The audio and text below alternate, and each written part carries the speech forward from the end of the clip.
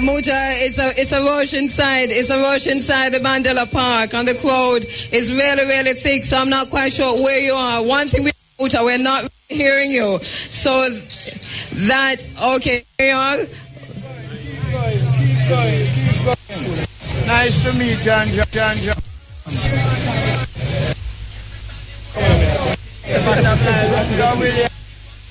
All right, still not here.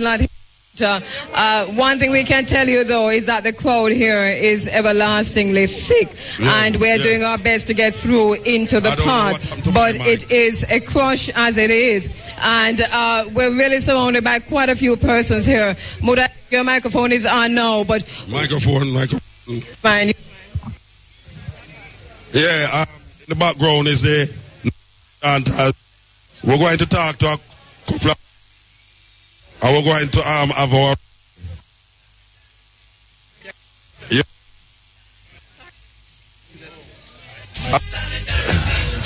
We're hearing it loud and clear on air. As we tell the people, this is not a reggae show. You're not going to have no reggae music here. We have some people speaking.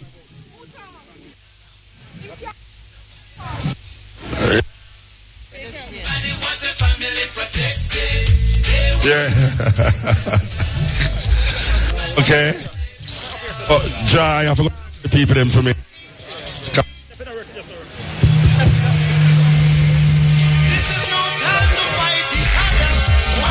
Yes. We're trying to get some things together here. As we say, we're in the park. Where, I see our people gather. This is really a historic moment for recognition of something that Rasta has through the years. And we can say,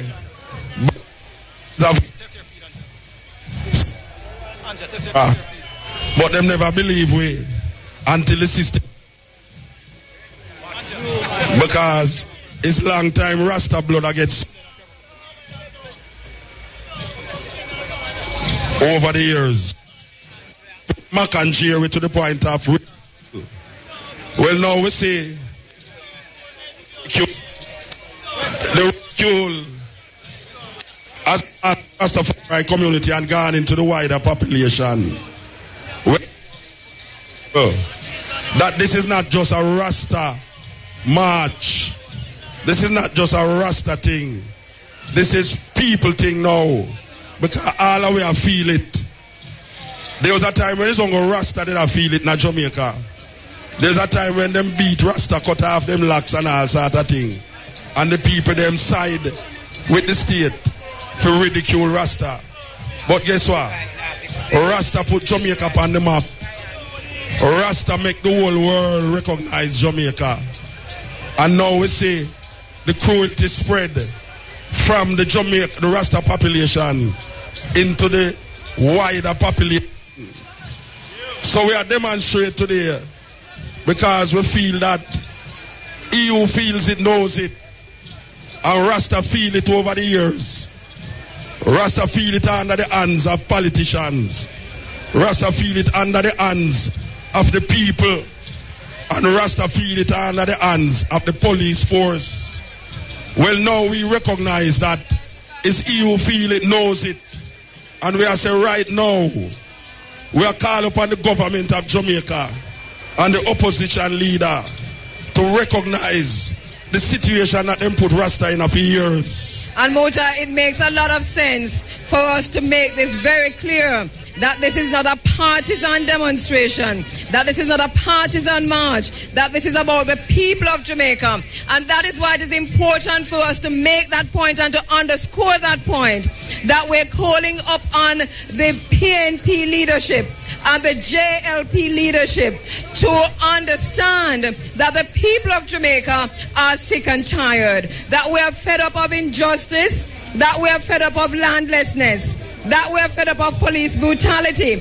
And once again, just to say that while our good friends, the police officers who are here on the ground, that they are good police officers, we say to the police officers who are good police officers, that, like the firemen in Westmoreland, we ask you to let your voices be heard against police brutality in Jamaica. This is not about a one group.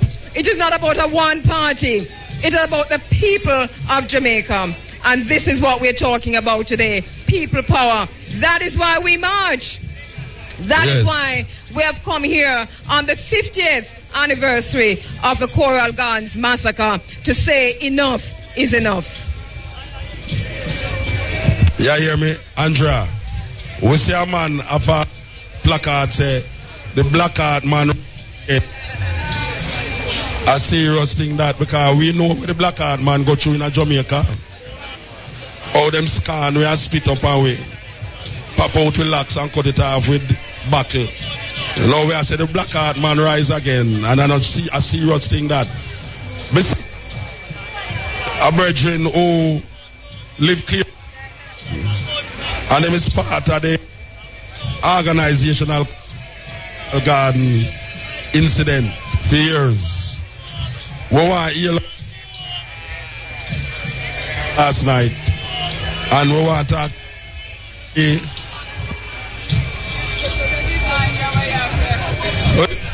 I want to say, Muta, it is hard. It is great that I and I could, be here to witness all this in the 50th anniversary of the Coral Garden massacre, because one thing I and I say for sure, what happened in 1963 could never happen in 2013. Saying, we give thanks for the support of the people, we give thanks for the turnout of the Rastafari brethren and sisters, and I appeal to those who are not here to come and witness for you, because it's strength.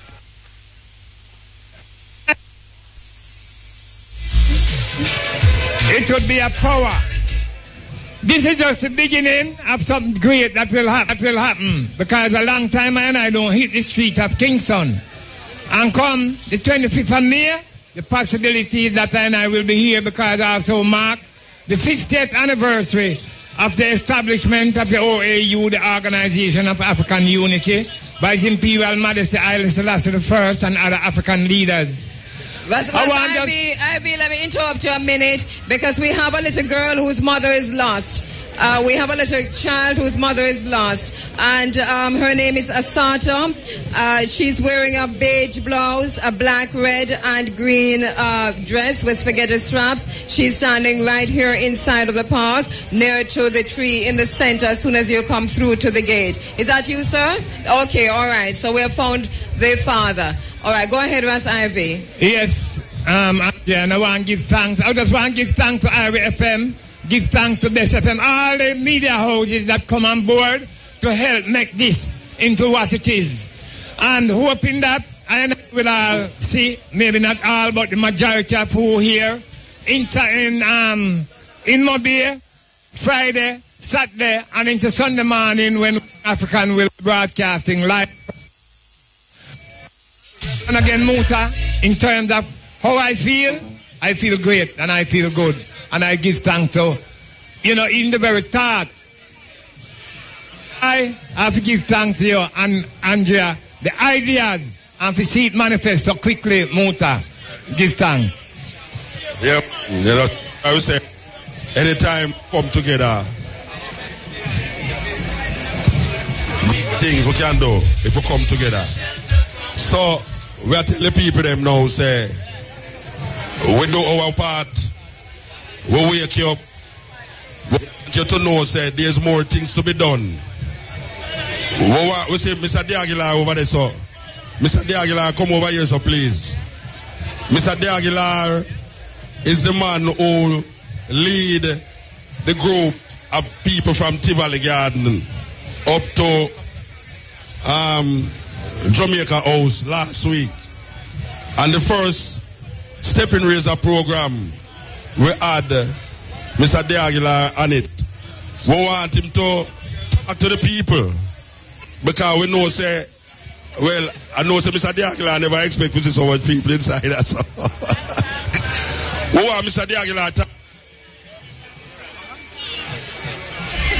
live all over the world. Mr. Diagnar. Smooth up.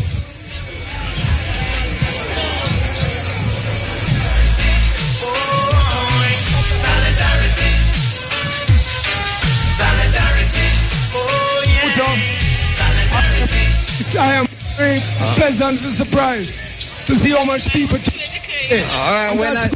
We're not hearing Lloyd Diagola, so maybe if he comes in this direction. Notice we are on a perch right here. The situation is that.